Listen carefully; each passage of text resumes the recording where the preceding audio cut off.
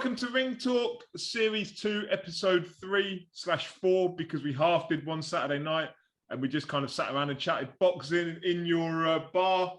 And that's good fun. Did you enjoy Thank you it? very much for hosting us. You enjoy it?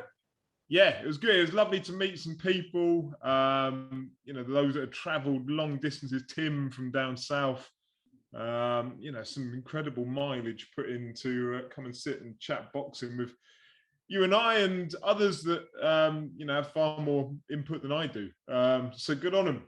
Yeah, no, it was good. I enjoyed it. It was really good fun. And it was nice to meet and chat with people. It's really good, really good. We enjoyed it. I dragged Riku out to play football with me Sunday morning. Did you? Was he able? Because he was hammered. Well, he just. He was. Yeah, hammered. no, he put in a shift at right back for my veterans team. And was he any good? He was dragged in last minute and hung over, so I'll give him the benefit of the doubt. But I was playing injured anyways. Good on yeah. him. Good on him. Nah, it's all good. It's all good. So, Goodwin Boxing. A few things going on this week, of which we can touch upon. Some of which we can give all the details. Some of which we can't. Yeah. We'll start with the news of Conor Vian. So Conor Vian was fighting Jamali Camiro for the Southern area on the 11th of September. Got a call from Graham Everett, which is Conor's manager, to say he's a paratrooper and he'd been shifted off on an emergency plane to Afghanistan. And Conor Vian is now in Afghanistan dealing with that nightmare over there. So he's out of the fight. I rang Jamali up. And, it just shows you what a good man Jamali is. So I said to Jamali, what do you want to do? And he said, what I want to do is make sure Conor Vian doesn't lose out from this. I thought it was his first thought.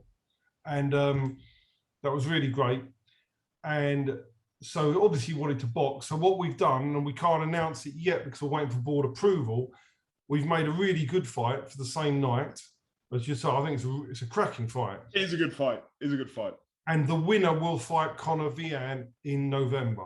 So we've made sure Conor is not disadvantaged, because somebody that's doing that for the country and for people over there, he deserves not to lose out by missing out on this fight. So he's still going to get his shot in November. If it's Jamali, then Jamali will do it. And if the opponent does it, he's signing up to do it. So Conor Vian will still get his shot at the Southern Area title in November. Yeah, so, massive respect to Conor Vian. I know it's his job, but wow, going out and tackling the scenario out there is, that's probably more than anything, getting in any ring. So, yeah, good luck to him out there. And I hope he returns safely and is ready to go in November. But, yeah, Jamali Camiro against the other person that's been drafted we should be able to announce. I'm hoping we'll be able to announce in 48 hours. But out of respect to the boxing board and make sure it's done the right thing, we won't announce anything until that's a cracking fight regardless. Having heard who it is. There'll be some Linus news coming up. 1st of September, we're expecting there to be a release to confirm Linus's first date under his new banner, and obviously that will all be announced then. So Linus, we've been working on it, and we should have some news early September about Linus. And that's great news. And will there be an opponent announcement at that time, or is it just a date? Well, there can't. There can't be. I'll have to tell you off camera. Somebody was approached for the fight, right? Now, to fight Linus is worth X amount of pounds. I know what the fight's worth. And they asked for something that would be akin to a European title fight to fight Linus. Are we talking the person that I knew about who was on the list to fight him? Possibly. Did we talk about it Saturday? Yeah, and I think you mentioned it before about a list of people. Yeah, it could be. Yeah, and older individual. Yeah. Okay. Yeah.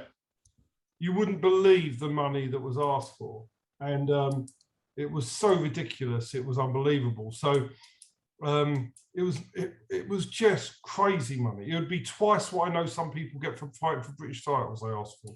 Right. So that was dead. So at the moment, I mean, Tom Dallas is the matchmaker at Wasserman's. He's brilliant at his job. He's fantastic. Good lad, Tom. But we've approached some people, it's been turned down. We may have to go abroad. We don't want to. We want to fight a UK opponent, but it may be that we have to go abroad for him. So what about all of those that will invariably be saying, getting, I don't know, Denzel Bentley, Felix Cash, those kind of names? Well, it wouldn't be Felix Cash at this stage, bearing in mind Linus has only fought John Harding in nearly 2 years. And with all due respect to John Harding, he doesn't count. So you've got to say he hasn't had a serious test for nearly 2 years. So the first, Linus is going to build towards those sort of fights, but it wouldn't be the first one, a fighter of that caliber. So you're looking for somebody like an Adam Harper, who that sort of level. But my understanding is Adam's retired, I was told today, because we offered to Adam Harper. So Adam Harper, the person you've mentioned who's already won a title, and some other people. So you're looking for really top 10 to 15 domestic level fighters, really, who are known. But we, going down the line, we've got a plan. But, the point is we want Linus to be fighting these guys, not when they've been busy and he hasn't. He's got to get active again, and then we can take those sort of fights. The Denzel Bentley fight, for example, is a fight I am confident, and I like Denzel, but I'm confident that both Linus and Brad win. That's just my opinion. I think both of them will beat Denzel. But it's a fight that it might be more difficult to make because of the promotional aspect, but that sort of fight would suit us. Felix Cash, in my opinion, is way above British level. And I think that you've got to be realistic. It's not a fight that I would be looking at for Linus or Brad at this stage. Yeah, I think that's fair. They're levels below him in experience, if nothing else. And where he's come from and where he's going to are very different places than Linus and Brad. Yeah, and I would hope they'll get there, but this is the first stage of their journey. We've done the building on the small hall. Now we pass them on to a promotional outfit who are going to develop them on TV platforms. So it's the first stage of their next set of their career. Then if they come through this, then they start getting into the mega fights. So that's really, I've done my job. Stage 1 is complete. Now we're on stage 2. And this, for all my fighters, it's what I'm trying to aim to do. If they sit around long enough and don't listen to the bullshitters in their ear, this is what we are aiming to do for all our fighters. But unfortunately, some go by the wayside because they listen to the bollocks. And it all goes wrong. But in the meantime, this is the ultimate delivery. And the next one I've got sitting there is Dean Richardson. He's my next one that I want to try and move to. He might be slightly a few months behind them, but Dean Richardson for me is my next TV fighter. Cool. And you mentioned Brad in there. He is a TV fighter. Yeah. He will be on TV. He's got his Plymouth date coming up prior to that. 16th of October. Brad has his... basically, we didn't want to put him on TV without a warm-up. That was all it was. Wasserman's were happy to put him straight on, but we wanted to have a 6-rounder, off in his hometown to give him a showcase before he goes back onto TV. So it's one big showcase for Brad fight, one big fight for him. Cool. We've got the September cards coming up still. Don't forget Lauren Parker. I'm coming on to Lauren. She's on my list. Okay, go on. You carry on. Yeah, we've got the September cards coming up still. Louis Cyret, Adrian Martin. I think that's a cracking fight on the 18th. And we've there's a fight that we've put on the undercard of that I think is exceptional. William Webber, Robbie Chapman. I like that. And Robbie is coming to win. I've seen training videos of Robbie this afternoon, actually, and he's looking in good shape. He's been out in Portugal training, hasn't he? He's not mucking about. No, he's coming to win. So it's a cracking fight. For William Webber, who I think is an outstanding talent, it's the perfect fight because, and they didn't, when I offered them Robbie, I said, Robbie's available because at the moment it's really hard to get opponents, really difficult. And some fights are not around the country. There's plenty of fights in September that are not going to take place because they're not going to be able to get matched. So fighters have to take that chance. If a fighter's trying to be fussy, they're not going to get matched. But they took it in a heartbeat. So good luck, full credit to them. Robbie's going to come to win. And I think it'll be an absolute fight. I think those two fights are brilliant. This is what Goodwin Boxing nights traditionally used to be about, having 2 or 3 or 4 of these fights on a show, which is a bit difficult this time starting off because you haven't got fighters ready for those sort of fights. And we've had the difficulties of what I consider to be some ludicrous rules that we're all trying to adhere to, and which will come onto on a different podcast on its own, which is making things really difficult for us. And to even, I mean, really, we should not be doing these September shows. We should be cancelling them and doing them in November. And we're going to lose a load of money by doing this, by staging these shows.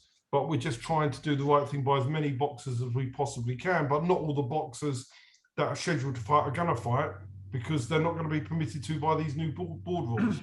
But as far as that's concerned, that's the sort of card you want. You want 2 or 3 of them on each show where you look there and think that is a cracking fight, you know? So that's what we're 2 things on that. One, we are going to do that episode about some of the board rulings. When it's all settled down a little bit, we'll touch on that. And 2, William Webber, Robbie Chapman. I love that because William needs someone who's going to come and open up. And I think only then will we see the best of William. Robbie Chapman, if he turns up in good shape and he's coming, in proper fighting mode. That's no gimme, that fight. That's no gimme. No. But, I know people that have sparred William, and they've said he's a hard day's work for anyone. He's strong as they come, especially as he's such a young man still. But yeah, that'll be good fun. That could be a firefight, that one. I think it's great. I mean, the Adrian Martin Lewis Surrett fight's a good fight.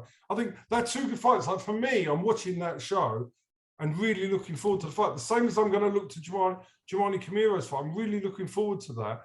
And then, we've, you don't forget, we've also just built the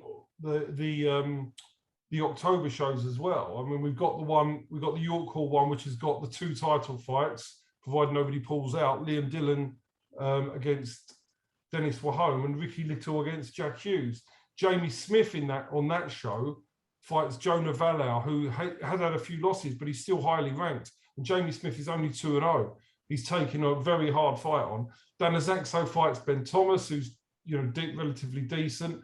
It's not a bad little card. The top 3 fights are very good, very, very good. And Dean Richardson has also now been added to that card. So the 9th of October show is really good card. Excellent. Dean, who, as you mentioned earlier, has got something to prove and people to impress and opportunities to try and gather.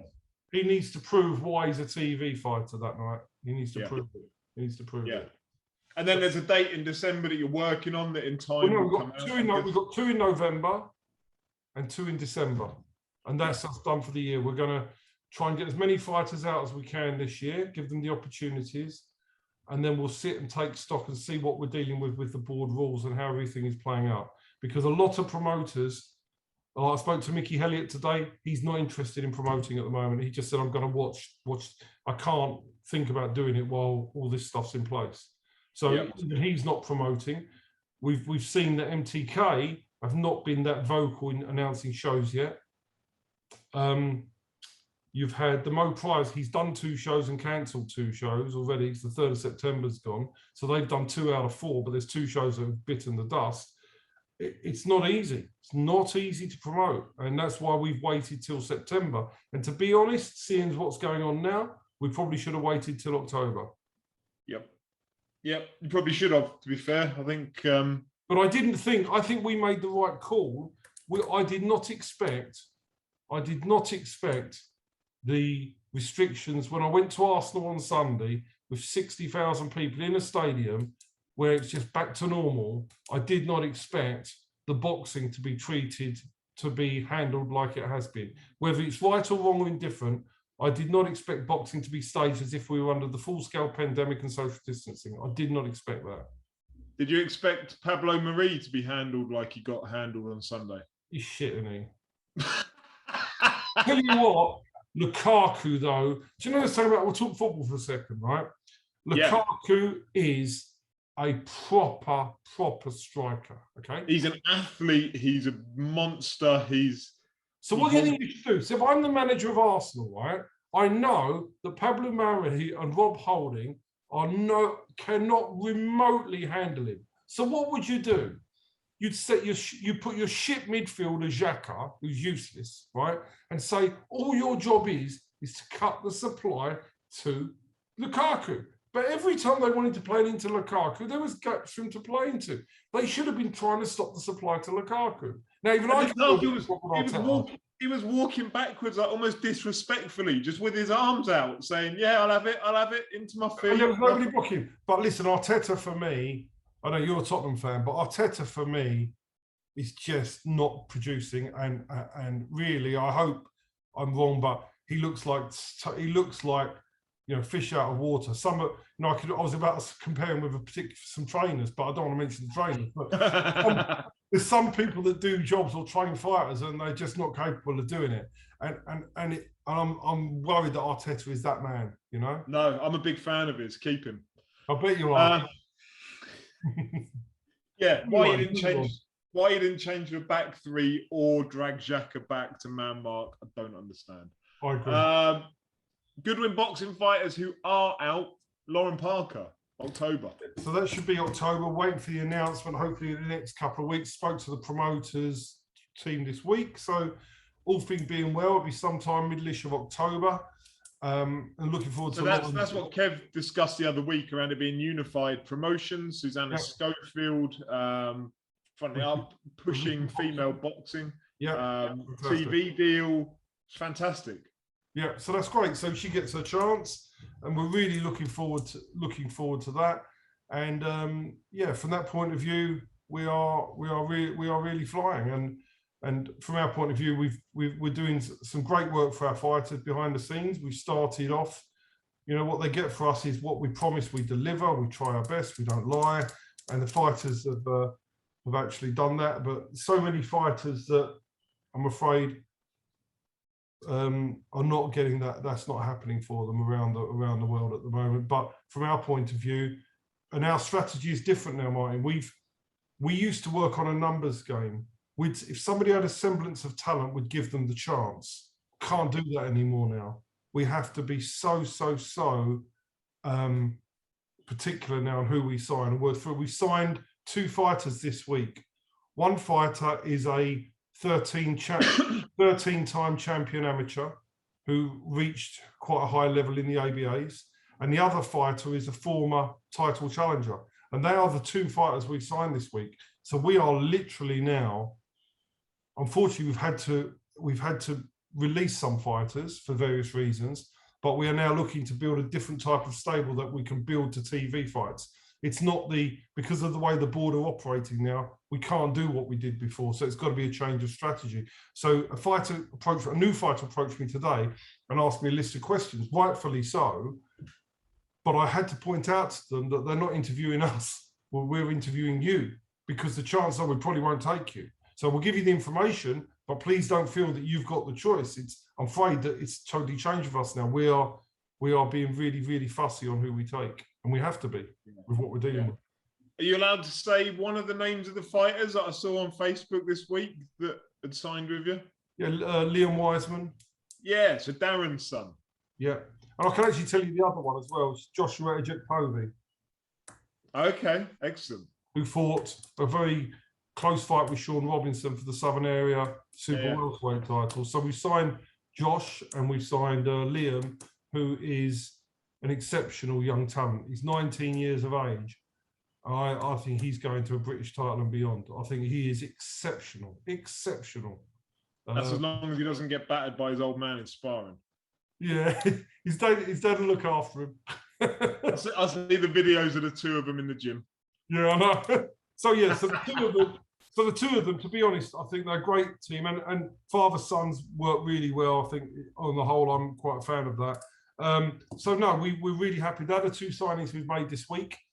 But for those 2, and this is deadly serious, the 8 previous inquiries we've had, we have turned down.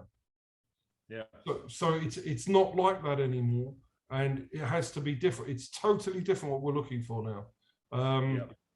And I think, unfortunately, we're going to cover this. A lot of boxers are going to bite the dust in boxing. They don't realise it yet, but a lot of boxers in London are going to bite the dust. Yeah, and again, we'll cover that when we do our part about the rules that you're having to work by and the difficulties that it causes logistically, financially, planning, all sorts. Yeah. Which I can tell people without giving anything away that from an outsider perspective, you would question why the fuck anybody bothers doing it. But yeah, that's probably not a secret. Yeah, 100% now. I mean, it's now lunacy to promote, lunacy. Yeah. And people that I know, people like Tony Pills took out a promoter's license. One of them, a really nice man, trains out of Don Charles's gym. He's going to, if there's ever a worse time to be doing it, he's picking it. And I think he's got, you know, whether he can last in it or not is going to be difficult. I think he's got some backing, so he may well be able to do it. But most people in London that try and promote now will not last. Yeah. People that may not last, Manny Pacquiao. What do you reckon? Should he retire? Shot. Come on. You don't want to see fighters like that. I don't like it. He should retire, but he won't because he'll get another big payday. But he should retire. He should be done now. I wouldn't be shocked to see him versus Khan in the Philippines as like an ending fight. Yeah, see that, couldn't you? Yeah, I think that would make sense. Yeah, two short fighters together. Yeah, I wouldn't have an issue with that. I would have an issue if he keeps trying to pursue like Errol Spence and Terence Crawford or such like. That's ridiculous. That's ridiculous. But no, I think something like that would be okay. But yeah, I think but he shouldn't fight anymore. He's done 42 years old. He's done now, and yeah, it is what it is. Yeah, it's incredible how he's kept going.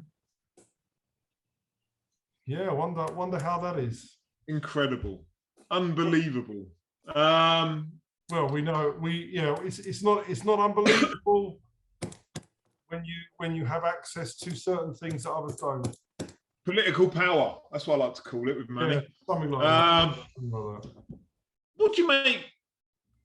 We're going to come onto the Warren card to end things, but before that, WBO are going to live stream their purse bids for Crawford against Sean Porter. What do you reckon to that? I'm a fan. I like that. I like anything that makes the purse bid process more transparent. I think it's brilliant. I think they need to evolve that idea, because I mean, presumably it's just going to be opening up an envelope from them, and you'll have the people in the room, and somebody wins and somebody loses. I think they should turn it into like an auction process. If they're going to do it live, turn it into an auction with the people they've got there. I think that would be better for purse bid. You know, I think it'd be great if you had everybody wanting to bid for a fight could auction it. I think that could even be done. Do you know? I think that's a good idea to do it for British level, Southern area level, every level. Go to have an auction for these bids, and you can bid for it, and you sit there and compete for the purses. I think that's a great idea. I don't have an issue with starting off with 2 envelopes and whereby you bid 10 and someone else bids 15. And that's your starting point. And the 15's winning. Now you've got an opportunity to bid 16 if you wish, or that person takes it. Yeah. It's a really good idea. I don't think it'll ever come in because I think we're a bit behind the times, but I think it's a really good idea. Auction for purse would make the whole thing more interesting, wouldn't it? And do it live, stream it. You know, the transparency. Boxing gets criticised for being a corrupt sport. Do it live, do it transparently. And let's see the people that are involved in these things. And, you know, with like the Zone coming in and being able to broadcast more and more of what goes on behind the scenes. And I know from chatting with Joe Markowski, he was saying their intention is to show more of like the changing room footage and stuff like that. But to build it almost WWE style of like the before and the after, not just the during. Started way back where the purse bids start. Work from that. That's a really good idea because it would make more interest in the fight as well, wouldn't it? 100%. I really like that idea. Really like the idea. Right, let's push for that for the board. I think it's a good idea. Auctions. And also probably generate the boxers more money as well. It generates more interest, which by proxy generates more money. Yeah, good idea, that. Good idea. Right, I'm claiming it, pushing for it. You claim it. Yeah, final one, the Warren card this weekend. Well, I think it's all right. Yeah, so off the top of my head, because again, my non-box rec rule, Akeem Ennis-Brown, Sam Maxwell, I like that. I think it's a really good fight because Akeem Ennis-Brown's come through the hard way, through the small hall, and Maxwell is the top amateur. So you've got somebody who's done it the hard way through the small hall against somebody who's been gifted a lot of it. I think that's a really, really good fight. I've liked Akeem Ennis-Brown since he turned up on your show fighting Freddie Kouit. Remember that? Came out with his entire band behind him, and he was he was a nice kid as well, you know. He was a nice kid as well. The only thing I would say about his resume is if we look back at it, he beat Glenn Foote on a majority decision. He then beat Chris Jenkins on a technical decision, so didn't really count. That was cuts, wasn't it? It always is. So he did beat Bilal Raymond quite comfortably, but Bilal Raymond probably a little bit. And he beat Philip Bowes, who we know does get beaten at the higher level. So for me, he's fighting the hardest fight he's ever fought. And he's also only ever had one stoppage. Now, Maxwell's got the power. He's got the amateur pedigree. Once again, though, he's not beaten anybody yet. Now, and he can be outboxed. We've seen that, where he got that last second stoppage. Yeah. And you know Ennis-Brown is difficult. However, if I was having a bet, I'd probably have to go with Maxwell. But I'd probably make Maxwell fractional favourite. But Ennis-Brown's 4-6, Maxwell's 5-4. Not a fight I'll bet on. But I'm not sure you can make Ennis. I don't think Ennis-Brown has done enough to make himself an odds-on favourite. That's the only thing I'd say about that fight. Yeah, I'd say that's fair. Anthony Cacace, Leon Woodstock. That seems like it's been meant to be happening forever. I fancy Cacace to win. Woodstock is one of those that's been built up with Warren, but now he's got beaten by Archie Sharp and Zelford Barrett, who I think have both shown they've got limitations. Yeah. So I think Cacace is a worthy favourite for that. I think he beats Leon Woodstock. Anthony Yard against, is it an Italian? I can't remember. Theron, I mean, it's just a comeback fight for Yard, isn't it? A warm-up. The most interesting fight, although you're not going to watch, is that Ahmed against Kadimi fight. Because I knew you were going to say it because you don't like the lightweights, but what's interesting, this is my take on the fight. Now, Kadimi I thought was very talented, but in the last fight, he lost that fight. And Ahmed won that fight. Now, there was no hard luck story in the fight. Ahmed was a worthy winner. Now, there's two things I would say about this. When you get a fighter like an Ahmed who comes forward and wins a British title, they normally improve quite dramatically for winning a British title. And this would be historical if you go back. They go to a different level. Whereas Kadimi done everything that he could do. Now, he may improve, but he's got the disadvantage of having lost, and Ahmed is going to improve for winning. Now, if I was making the book on that fight, based on the fact that if you do the statistics on rematches, it's normally the same result, probably 8 out of 10 times. Kadimi is 3-1 on, and Ahmed is 2-1 against. Now, those odds are wrong. Those odds are wrong. So if there was one bet of the weekend on value, you take the Ahmed at 2-1. Now, he may get jobbed on the cards, but I think Kadimi is very talented, but he was exposed last time, and therefore to say he's 2-5 means that he's going to go to another level to beat Ahmed. Well, I don't see what he's got in the locker to go to another level. So whether he wins or not, and he's a lovely kid, so I think the odds are wrong. The odds are wrong. So are you having a bet on it? No. I'm not, because I've only watched Ahmed in the one fight. It's all on statistics. I don't honestly know enough about him and his mentality and whether he's on the ball, not off the ball. But I think, for me, just looking at the odds, if I was a frequent bettor, which I'm not, I bet on when I find a real substantial edge. But if I was one of these guys that had to have a bet each week, and some people do on boxing, you'd probably do worse than look at Ahmed and Maxwell and make a profit on one of them winning. Gamble responsibly, though. Yeah, exactly. But I mean, I'm talking about for small stakes and a bit of fun. I think that the outsiders here are overvalued. I don't think with Kakashi Woodstock, and Woodstock is the outside, I don't think he's overvalued. Yeah, there's Anthony Yard against whoever it was. Right, 40 to 1 on fights don't interest me. Brilliant. Yeah, so no, it's an all right card. I've seen a lot worse, but 100%. And then Jake Paul, that's the big fight of the weekend. What do you make with Daniel Dubois and Tommy Fury going over there? It's trying to sell the pay-per-view numbers, isn't it? It's all about trying to sell the. I mean, I'm not buying it, but I'm not. They're trying to use that to bolster the pay-per-views back here. That's what. And build towards Tommy Fury, Jake Paul. Probably. But we're getting this week. We're getting into circus boxing, but I say the same again. If Jake Paul can sell at $14.95 or whatever it is it's priced up at, good luck to them. If there are people that are that silly that they want to part with their money, if that's what the market demands, then that's what the market gets. Yeah, I agree. I mean, I assumed at the onset of the Jake Paul kind of boxing phenomenon, it was just kids watching it. Yeah. And now it's like, it's Sunday or Friday night? I can't remember which, but it's not Saturday, is it? It's at like 2 o'clock in the morning or something. I can't see too many kids being up and around at that time. So maybe there is more of a genuine following. I don't know. I don't think that gets lots of buyers. I don't.